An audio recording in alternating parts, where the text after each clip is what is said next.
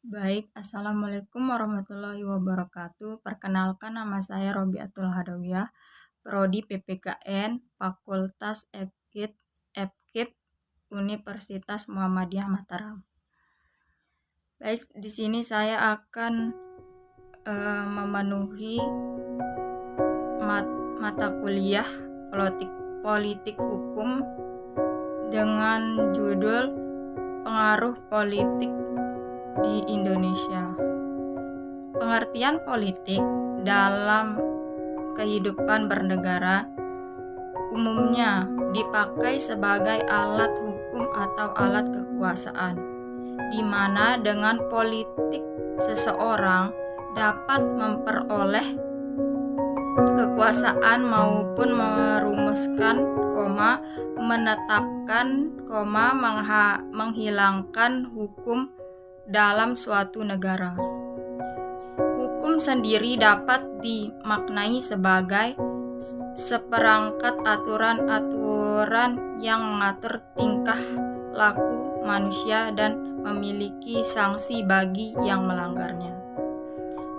Politik hukum di Indonesia sebenarnya merupakan hasil dari serapan istilah dari negara Belanda, yaitu res politik, di mana res dalam bahasa Indonesia diartikan sebagai hukum.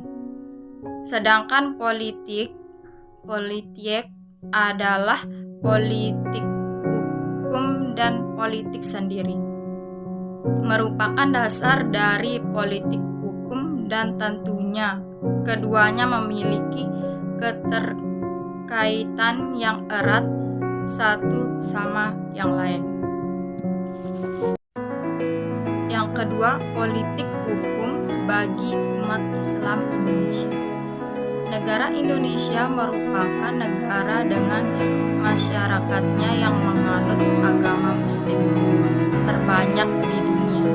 Akan tetapi fakta tersebut tidak menjadikan Indonesia sebagai negara Islam, melainkan negara demokrasi. Hal ini tentu karena dulu yang memperjuangkan negara Indonesia tidak hanya orang Muslim saja. Walaupun begitu, hukum Islam merupakan salah satu hukum yang dijadikan dasar pembuatan hukum di Indonesia bersamaan dengan hukum adat dan hukum Eropa.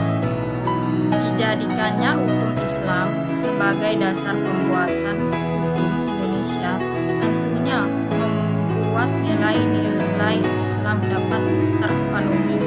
Akan tetapi peraturan-peraturan yang membawa nilai-nilai Islam tersebut bukannya tidak bisa diganti. Disitulah peran politik dibutuhkan dan pentingnya umat Islam untuk menjerumuskan diri ke dalam wilayah politik hukum guna menjaga agar berbagai peraturan di Indonesia tetap membawa nilai-nilai Islam dan tidak adanya peraturan yang dapat merugikan umat Islam. Yang ketiga, fungsi dan peran politik hukum.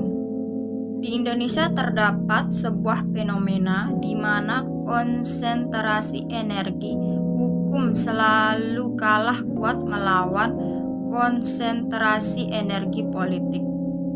Dalam hal tersebut, Mahfud menjelaskan bahwa konfigurasi politik berkembang melalui tarik-menarik antara yang demokratis dan otoritarian, sedangkan karakter produk hukum mengikutinya dalam tarik-menarik antara yang responsif dan konservatif.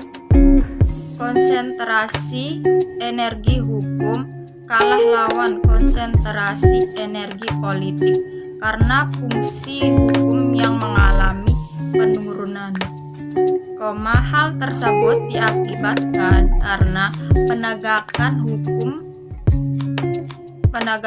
fungsi hukum melemah dengan adanya perkembangan struktur hukum akibat konfigurasi politik yang berhasil dalam membuat peraturan perundang-undangan dalam berbagai bidang hukum. Akibat adanya gangguan dari tindakan-tindakan politik dalam penegakan fungsi hukum menyebabkan ketidaksinkronan pertumbuhan antara fungsi dan struktur hukum. Peranan penting politik hukum dalam segi penguasa yang dapat mengatur berbagai hal, membuat politik hukum dapat menjadi dominan menguasai berbagai aspek, salah satunya mengkondisikan jalannya pemerintahan yang bersih dapat mendorong terjadinya pembangunan yang baik yang sesuai dengan tujuan negara, dan yang lainnya, yang mana kondisi tersebut dapat dihasilkan oleh politik hukum. Dari berbagai definisi mengenai politik hukum, juga dengan besarnya pengaruh yang dimiliki politik hukum. Tentunya politik hukum sendiri memiliki tujuan. Beberapa tujuan tersebut ialah: 1. Dalam kehidupan sosial, politik hukum bertujuan untuk menanggung keadilan di masyarakat.